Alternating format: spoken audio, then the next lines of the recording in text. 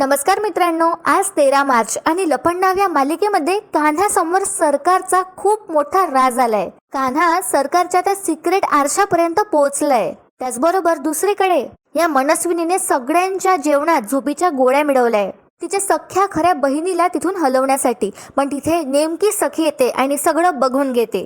तर बघूया मित्रांनो काय होणार आहे आजच्या भागात. सगळं जाणून घेण्यासाठी एपिसोडच्या शेवटपर्यंत बनून राहा आणि ज्यांनी चॅनलला सबस्क्राईब नसेल केलं तर सिरियलच्या अपडेटसाठी चॅनलला सबस्क्राईब करा.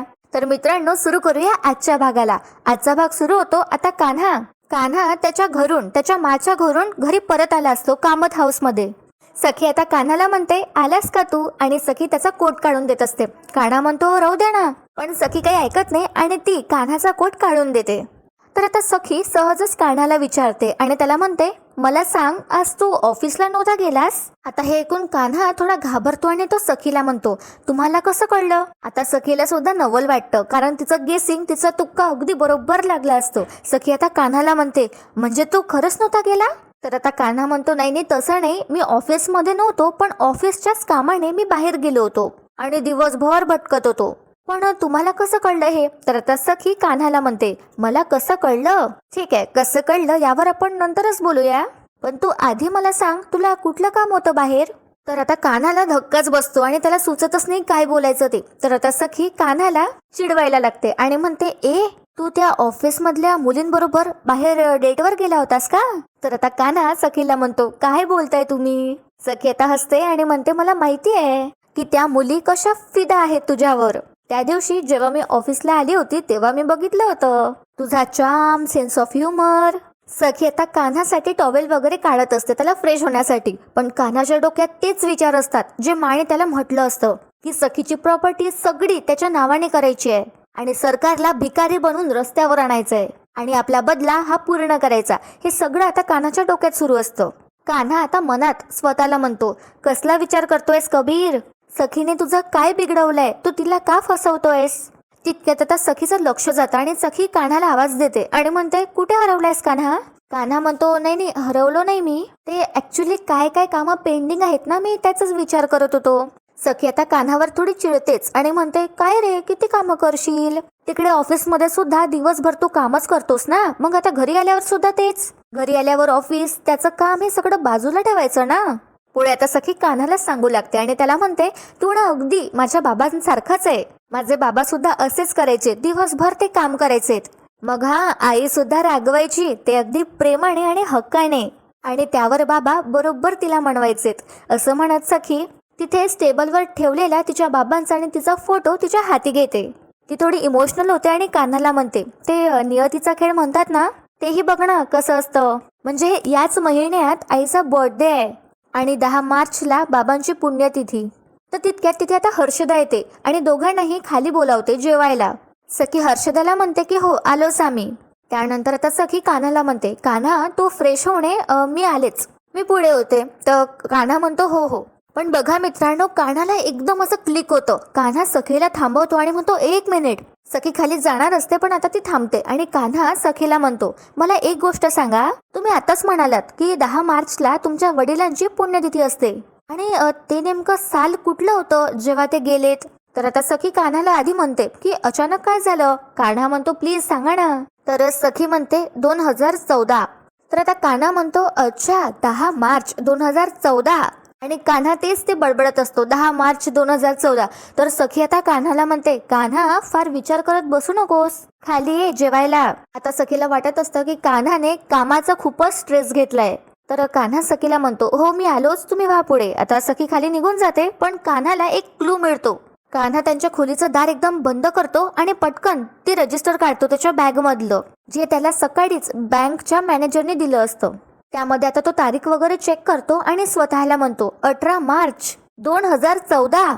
आणि आता सखीने जे सांगितलं त्याप्रमाणे तिचे बाबा गेले 10 मार्च 2014ला, आणि सरकारने 18 मार्च 2014ला सही बदलली आहे. म्हणजे फक्त 8च दिवसात त्यांनी राघव कामतांच्या 13वीची सुद्धा वाट नाही बघितली. सखीच्या म्हणण्यानुसार तर तिच्या आईचं तिच्या बाबावर खूप प्रेम होतं. मग जर असं होतं तर 10व्या 12वीची पण वाट नाही पाहिली. आणि आता कान्हाच्या लक्षात येतं आणि कान्हा स्वतःला म्हणतो कुठेतरी पाणी मुरतंय. काहीतरी गडबड नक्कीच आहे. तर मित्रांनो, इथे आता सीन शिफ्ट होतो. कान्हा फ्रेश वगैरे झाला असतो आणि तो खाली येतो जेवण करण्यासाठी. पण यांच्या सगळ्यांच्या जेवणात या सरकारने झोपेच्या गोळ्या मिळवल्या असतात आधीच. तर बघा इथे काय होतं. बिचारा कान्हा आता जेवायला येतो आणि बसतो. तितक्यात हा परशू मीनाक्षीला म्हणतो, काय चाललंय ना या घरात मीनाक्षी? नाही म्हणजे सरकारांच्या घरात एकेणी आजकाल वेगवेगळ्या माणसासाठी वेगवेगळे नियम असतात. वेगवेगळे नियम लागू व्हायला लागलेत. आता सखी सुद्धा असते तिथे आणि हे दोघं ऐकत असतात, सखी आणि कान्हा. तर हा परशू कान्हाला टोमण्यावर टोमणे मारत असतो आणि तो म्हणतो कान्हाकडे बघतच, काही जणांना तर असं वाटतं ना मीनाक्षी की ऑफिस म्हणजे धर्मशाळाच आहे. कधी यायचं, कधी नाही यायचं, कधी निघून जायचं. तर आता सखी कान्हाला म्हणते, कान्हा तू जेवणाकडे लक्ष दे. पण आता मुद्दामच आणखीच मीनाक्षी आगीत तेल टाकते आणि ती परशूला म्हणते, नाही काही जणांचं कसं असतं ना, स्टेटस बदललं की त्यांना मिळणारी जी ट्रीटमेंट असते तीही बदलते. आपण कोण आहे आणि कुठून आलोय हे आता लोक विसरतात. हे दोघेही आता कान्हाला नीचा दाखवण्याचा खूप प्रयत्न करतात. कान्हाला सुद्धा राग येत असतो पण तो त्याचा राग कंट्रोल करतो आणि सखीला सुद्धा खूपच राग येत असते. आणि मीनाक्षी आता परशूकडे बघते आणि म्हणते, आता नसते काही लोकांची स्मरणशक्ती चांगली, त्याला काय करायचं? तर आता सखीच कान्हाचा स्टँड घेते. कान्हासाठी ती स्टँड घेत या दोघांना म्हणते, कळतंय मला तुम्ही दोघं कोणाबद्दल बोलताय ते. तर हा परशू सखीला म्हणतो, अरे वा तू तर हुशार आहेस सखी. आणि मीनाक्षी आता म्हणते सखीला, अगं सखी तू कशाला चिडत आहे, आम्ही कान्हाला नाही बोलत आहे. आता हे दोघं मुद्दामच असं कव्हरअप करत असतात. तर आता परशू म्हणतो, अगं नाही नाही सखी, तुला असं वाटलं का की मी कान्हाबद्दल बोलत आहे? नाही नाही असं काही नाहीये.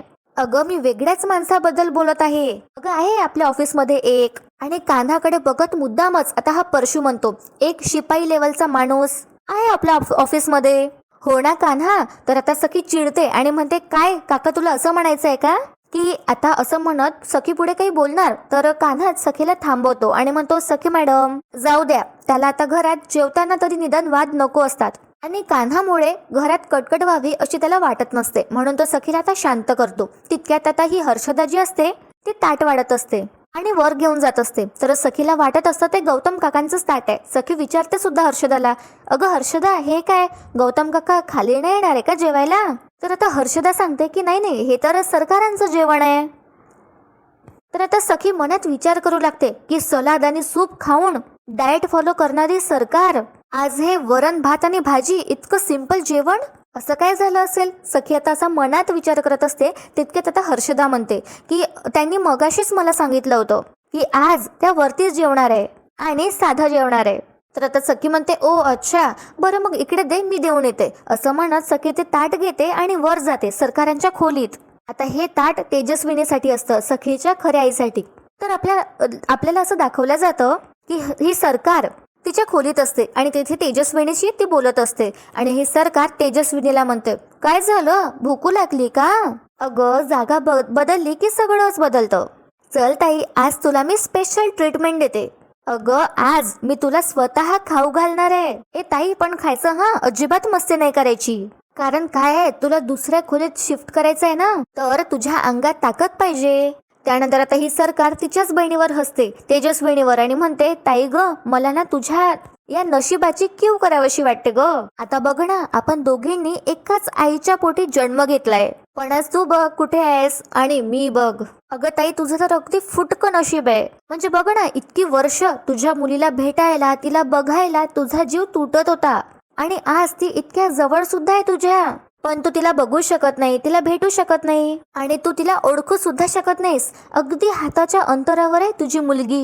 हे ऐकून आता तेजस्विनीच्या डोळ्यात पाणी येतं आणि त्यानंतर हे जे सरकार आहे ही तेजस्विनीला अशी जबरदस्तीने उचलते आणि तिला धमकावत म्हणते, हळूवार जर मी फुंकर जरी मारली ना तू तर मी त्या सखीला जाळून टाकेल, मग तू तिला भेटू शकणार नाही. आता सखी ते जेवणाचं ताट वर घेऊन जात असते सरकारच्या खोलीत. त्यानंतर आता ही मनस्विनी तिच्या बहिणीला म्हणते, इतक्या वर्षात तू स्वतःच्या मुलीचा चेहरा सुद्धा बघितला नाहीये. खरंच किती धडबद्री नशीब आहे ग तुझं.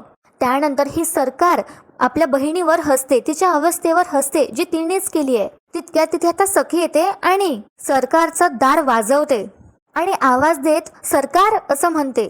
आता आवाज ऐकून सखीचा लगेच तेजस्विनीच्या तोंडून निघून जातं आणि तेजस्विनी म्हणते सखी, पण ही सरकार परत धमकावते तेजस्विनीला आणि म्हणते, ताई तोंड बंद ठेवायचं. आता सखी परत एकदा हाक मारते आणि म्हणते, सरकार अहो दार उघडा. तर ही मनस्विनी आता घाबरते आणि स्वतःला म्हणते ही सखी इथे काय करत आहे. तर इकडे खाली हा जो परशू आहे हा अजूनही म्हणजे गप्प बसत नाही आणि तो कान्हाला म्हणतो, अरे कान्हा जेव, अरे जेवण थंड होईल तुझं. आता तो कान्हावर हसतो आणि कान्हाला म्हणतो, म्हणजे तसंही तू फार काही कष्ट करत नाही, पण काय ना फुकटचं मिळतंय म्हणून अन्नाची किंमतच नाही ठेवायची, असं नको करूस कान्हा. असं म्हणत हा परशू आणि मीनाक्षी कान्हावर हसतात. त्यानंतर आता कान्हा या परशूला म्हणतो, कसं आहे ना परशू. कान्हा आता पॉज घेतो आणि नंतर म्हणतो, काका हे असं बसून खाण्याची सवयच नाहीये मला. पहिल्यापासूनच आयुष्यभर काम करत आलोय मी, जे मिळेल ते, जे पडेल ते. मग आता ड्रायव्हर तर ड्रायव्हर, पण काय ना काका माझ्या कामाचा आणि माझ्या प्रगतीचा स्पीड जरा जास्त आहे. आता तुम्हीच बघा ना, सुरुवात केली मी ड्रायव्हर पासनं आणि त्यानंतर ऑफिसमध्ये बसायला तुम्ही स्वतः मला चेअर दिली. त्यानंतर मी स्वतःचं डेस्क मिळवलं. काका मिळवलं हे फार महत्वाचा शब्द आहे हा, मी मिळवलं. त्यानंतर आज माझं स्वतःचं असं एक केबिन सुद्धा आहे. त्यानंतर कान्हा आता टोमणं मारतो या परशूला आणि म्हणतो, तुम्ही सरकाराचा राईट हँड आहे असं म्हणता ना, हेही खूप वर्षांपासून, पण आता मी काही दिवसातच सरकारांचा लेफ्ट हँड झालोय. आणि माझी आजी कायम सांगायची, लेफ्ट मधून राईट मध्ये घेताना फार वेळ लागत नाही, त्यामुळे बोलताना जरा विचार करून बोलत जा. तर आता परशू म्हणतो, हे बघ कान्हा. तर कान्हा परत मध्ये अशी गोष्ट काढतो या परशूची आणि म्हणतो, हे बघा म्हणजे जमलं तर करा. तर आता मीनाक्षीचे परशूला म्हणते, जाऊ द्या कुठे नादाला लागताय त्याच्या. आणि कान्हा या दोघांनाही आता त्याच्या स्टाईल मध्ये गप्प करतो. तितक्या तिथे आता गौतम आणि कुल्फी सुद्धा येतात जेवायला. पण आता गौतम कान्हाकडे बघतो आणि तो मनात म्हणतो, हा आता बँक मॅनेजरला शिरीष बेर्डेला भेटला असेल ना. त्यानंतर आता गौतम हर्षदाला विचारतो, हर्षदा सखी आणि सरकार कुठे आहे. सगळे आता एकमेकांकडे बघू लागतात. तितक्यात आता सीन शिफ्ट होतो. या सरकारने तिच्या बहिणीला म्हणजे तेजस्विनीला कपाटात परत बंद केलं असतं आणि ती दार उघडते. आता सखी आता डायरेक्टच आतमध्ये येते आणि सगळीकडे बघू लागते सरकारच्या रूम मध्ये आणि ती सरकारला जाब विचारते आणि म्हणते, दार उघडायला इतका वेळ का लागला. तर ही मनस्विनी खोटं सांगते आणि सखीला म्हणते, फ्रेश होत होती मी. तर सखी आता डायरेक्ट आतमध्ये येते आणि कपाटाजवळ जाऊन थांबते. सखी आता त्या कपाटाकडे बघते ज्यामध्ये तिची खरी आई म्हणजे तेजस्विनी असते. आता हे बघून या सरकारला राग येतो आणि ती सखीच्या जवळ येते आणि म्हणते, तुला काही हवंय का. तर आता सखी म्हणते, कसला तरी वास येतोय तुमच्या रूम मध्ये. तर ही मनस्विनी सखीला म्हणते, कोणाची रूम आहे. माझी रूम आहे ना, आणि तुला माझ्या रूम मधून वास येतोय. तर त्यानंतर ही सखी म्हणते, हा म्हणजे वास येतोय तर येतोय ना, असंच म्हणणार. तर ही सरकार सखीला टोमणं मारते आणि म्हणते, त्याचं काय आहे ना, तू त्या घाण चाळीतून आली आहेस आणि तिथून येताना घाण गोष्टी सोबत घेऊन आली, सो त्याचाच वास राहिला असेल आणि तुझ्या नाकातून त्या घाणेरड्या चाळीतला वास अजून गेलाच नसेल. त्यानंतर ही सरकार सखीच्या हातचं जेवणाचं ताट घेण्याचा प्रयत्न करते. पण आता सखी या सरकारला म्हणते, एरवी डाएट फूड आणि सॅलड खाणारी सरकार आज हे असं साधं जेवणार आहे. तर ही मनस्विनी म्हणजे सरकार तिचे हात अशी मागे घेते आणि सखीला म्हणते, त्याचं काय आहे ना, समुद्राचा तड लागत नाही ना. तसाच सरकारचा ठाव सहजासहजी लागणं खूप अवघड आहे. सरकार कशी वागेल हे खुद्द सरकारलाच माहिती नसतं, तर तू कोण आहेस ग. आणि हो सखी, आता तुझी ही स्पायगिरी करून झाली असेल ना, तर इथनं निघ आता. मला वेळेत जेवायचं आणि वेळेतच झोपायचंय. असं म्हणत ही जी मनस्विनी ही ताट हिसकते सखी जवळचं, पण सखी आता त्या कपाटाकडेच बघत असते. त्यानंतर आता ही सरकार सखीला बोट दाखवते आणि तिला म्हणते, आउट. सखी तर आता तिथून निघून जाते, पण तिच्या मनात काहीतरी सुरू असतं. तिला आता डाऊट आला असतो की काहीतरी गडबड नक्कीच आहे, असं तिला सतत वाटत असतं. सखी गेल्यावर आता ही मनस्विनी पटकन खोलीचं दार बंद करते आणि तेजस्विनीला बाहेर काढते. त्या कपाटातून ओढतच ती तेजस्विनीला बाहेर काढते. सखीची आई आता मनस्विनीला म्हणत असते, अगं फक्त एकदा मला माझ्या मुलीला बघू दे ग. तू म्हणालीस तसं मी वागले ना, मला फक्त एकदा बघू दे तिला. आता खूप गिडगिडवत असते तेजस्विनी आणि म्हणते, फक्त मला एकदा बघू दे, मी तोंडातून आवाजही नाही काढणार. तर ही मनस्विनी आता म्हणते तेजस्विनीला, मग काय उपकार केले का ताई माझ्यावर, आणि का ग काढशील तू तोंडातून आवाज, तुला आणि तुझ्या मुलीला जिवंत राहायचं आहे ना. त्यानंतर ही सरकार ते जेवणाचं ताट घेते आणि म्हणते, हे पटकन गिळून घे, काय ना मला तुला आउट हाऊस मध्ये न्यायचंय. त्यानंतर ही सरकार तिच्या बहिणीला म्हणजे तेजस्विनीला म्हणते, मला माहिती आहे तुझ्या डोक्यात काय सुरू आहे ते, मी तुला या आउट हाऊस मध्ये इथून कसं शिफ्ट करणार, असं सगळं चालू आहे ना तुझ्या डोक्यात. अगं पण ताई घाबरू नकोस, मी तुला इथूनच आउट हाऊस मध्ये नेणार आहे आणि तुला कोणीच बघू शकणार नाही. का माहितीये, कारण आता सगळे खाली बसून जेवत असतील. आपल्याला दाखवलं जातं की सगळे जेवत असतात आणि सखी हर्षदाला सुद्धा म्हणते की हर्षदा जा आणि जेवण घे. त्यानंतर परत सीन शिफ्ट होतो आणि ही मनस्विनी तेजस्विनीला सांगत असते की त्यांचं जेवण झालं की ते जेवतील आणि मग जाऊन झोपतील आणि मग उठणारच नाही. आता तेजस्विनीला एकदम अशी घाबरते ती आणि मनस्विनीकडे बघते. तर ही मनस्विनी म्हणते, अगं ताई रिलॅक्स, घाबरू नको, म्हणजे इतक्यातच सगळ्यांना कायमचं झोपवणार नाहीये मी. अगं ताई काय आहे ना, आता तुला तिथे शिफ्ट करायचं होतं ना, रात्रीचं काम माझं मला उरकवायचं होतं ते आउट हाऊस मध्ये, म्हणून त्यांच्या जेवणात मी झोपीच्या गोळ्या घातल्यात. आता ते सगळे जेवतील आणि मस्त आपापल्या रूम मध्ये जाऊन झोपतील. तर मित्रांनो, असं काहीतरी या मनस्विनीने केलं असतं आणि असं होतं सुद्धा. जेवता जेवताच आता सगळ्यांना एक एक करून झोप यायला लागते. सगळेजण आता जांभोळी देत असतात आणि परशू मीनाक्षीला म्हणतो, आज जरा झोप लवकरच येत आहे. आणि ही मीनाक्षी म्हणते, हो ना, आणि झोप जरा रोजच्या पेक्षा जास्तच येत आहे. आणि दोघांनाही बसल्या बसल्याच ते झोप येत असते. आता दोघेही तिथून उठतात आणि आपल्या खोलीत जातात. तर आता कुल्फीला सुद्धा झोप यायला लागते. गौतम आता कुल्फीला म्हणतो, तुलाही झोप आली आहे का, चल आपण दोघं झोपूया आता, चल मी तुला झोपून देतो. पण बघत राहा मित्रांनो, सखीने अजून एक घासही घेतला नसतो. तिच्या मनात हेच सुरू असतं की सरकार विचित्रच वागत आहे, याच्या मागे काय कारण असेल. आणि सखी आता कानाला म्हणत सुद्धा असते. सखी आता कानाला म्हणणार तितक्यात तिचं लक्ष जातं. ती फक्त कान्हा असंच म्हणते, पण तिचं लक्ष जातं की कान्हा तर झोपलाय बसल्या बसल्याच तिथेच डायनिंगवर. आणि सखी कान्हाला म्हणते, अरे बापरे, याला तर बसल्या बसल्याच झोप लागली आहे. सखी आता कान्हाला आवाज देते, त्याला हाक मारते.